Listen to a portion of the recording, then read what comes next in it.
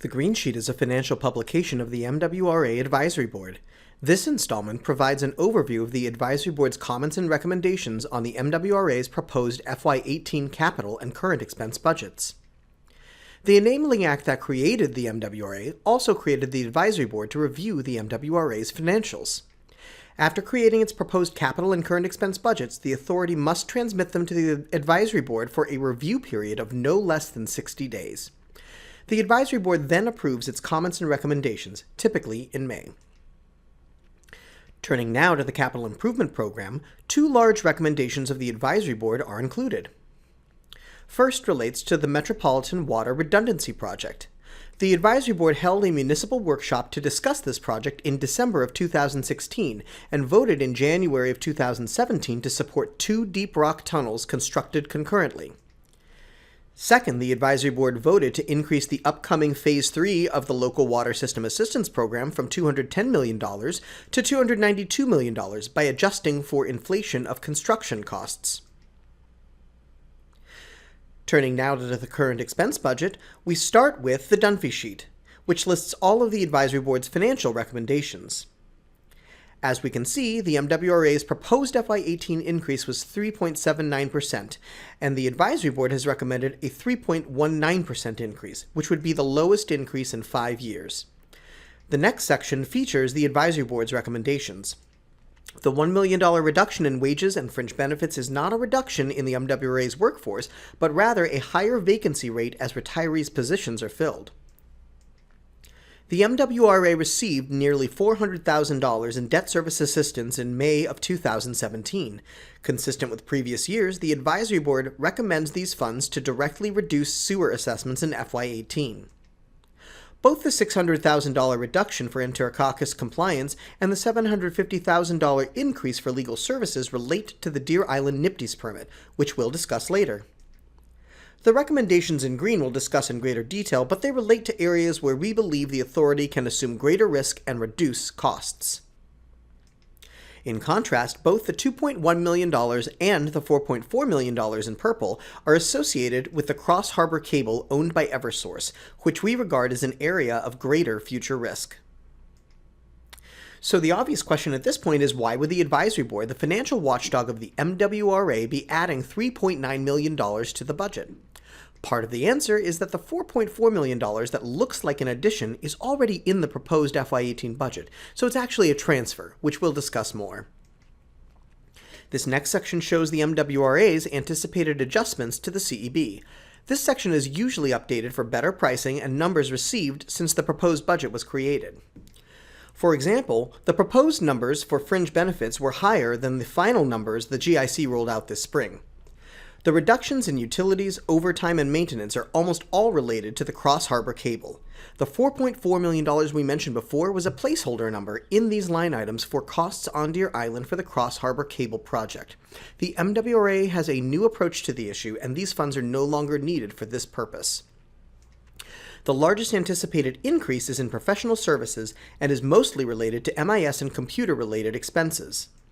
Altogether, this makes a $4.9 million reduction in direct and indirect expenses. Updated numbers for capital financing costs result in a $2.2 million reduction, and revenue is down about $300,000 due to updated demand response program assumptions. The operating reserve requirement is a calculation based on certain line items, so as these line items go down, so too does this line item.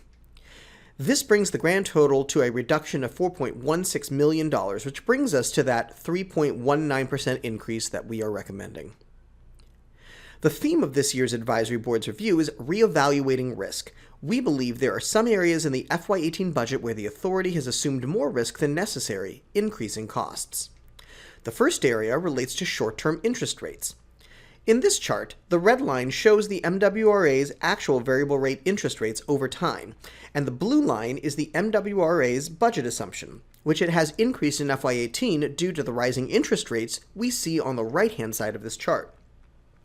Even at these higher levels, there is still a wide space between the red line and the blue line, so the Advisory Board is recommending that the MWRA reduce its short-term interest rate assumptions. This results in a $1.2 million reduction in debt service and a $1.6 million reduction in short-term investment income. Beyond the substantial cushion between the red and blue lines, the MWRA also has some other tools available in case of emergency. First, it has a $10.9 million optional debt payment built into the FY18 budget that could be redirected if needed. Second, as a final backup plan, the MWRA still has $63 million in rate stabilization funds that are not being used until future years. Pension and other post-employment benefit expenses form another area where we believe the authority is assuming greater than necessary risk. This pie shows the $8.3 million expense the MWRA should be spending according to the agreed-upon strategy, with pension in green at $3.3 million and OPEB at $5 million in blue. However, what the MWRA proposes in its FY18 budget is to increase the overall size of this pie to $10.1 million by adding an optional pension payment here in red. They do this because the pension's investment returns were below expectations. However, the pension remains very healthy and is one of the few public pensions so close to full funding. Because of this, the advisory board would like the pie to remain the same size, but leaves it up to the MWRA to decide if it would like to change the sizes of the slices.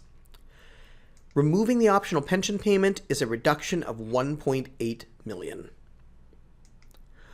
On the other side of the scale, the area where the advisory board assigns the greatest future risk is for the cross-harbor cable. Instead of a project to protect the existing cross-harbor cable, the MWRA negotiated a deal with Eversource to install a new cross-harbor cable. However, as this chart shows, a new cable means new costs, and the bar that jumps out immediately is 2021 with an $8.1 million charge. To put this in context, $8.1 million would add about 1% on the rate revenue requirement during this period, taking increases from below 4% to well over. To prevent this rate shock, the advisory board recommends creating a heat capacity reserve fund and funding it by transferring in the $4.4 million placeholder discussed before, as well as $2.1 million from the advisory board's other recommended reductions. Turning now toward policy issues, the first group of recommendations revolves around the Deer Island NPDES permit. The advisory board first makes the case that EPA and Mass DEP should grant MWRA a waiver for treating Enterococcus. For a detailed explanation of this argument, please check out our Just the Facts video on our website. From a dollars perspective, the advisory board recommends eliminating chemical costs for Enterococcus treatment, saving $600,000 in FY18 and up to $1.3 million in future years. Finally, the advisory board recommends adding $750,000 for legal services to allow the MWRA to fight the inclusion of language naming communities as co-permittees in the Deer Island NPDES permit, a long-standing concern of the advisory board. The advisory board also throws out a cost-sharing proposal for funding wastewater primacy to get the discussion started. In addition to the sewer flows usually focused on, the advisory board also recommends that stormwater permit holders and septic users should pay their fair share as well. The advisory board also discussed professional services procurements, looking to put more tools in the authority's toolbox and give their staff more flexibility. We conclude that cost matters and in most cases should be a consideration. However, in some cases, it might make sense for cost to not be the highest ranking component, or even be a component at all. This could allow more firms to participate, including smaller firms, which might otherwise find it cost prohibitive to submit a proposal. The advisory board also looked into toxic reduction and control fees, which haven't been increased since FY12.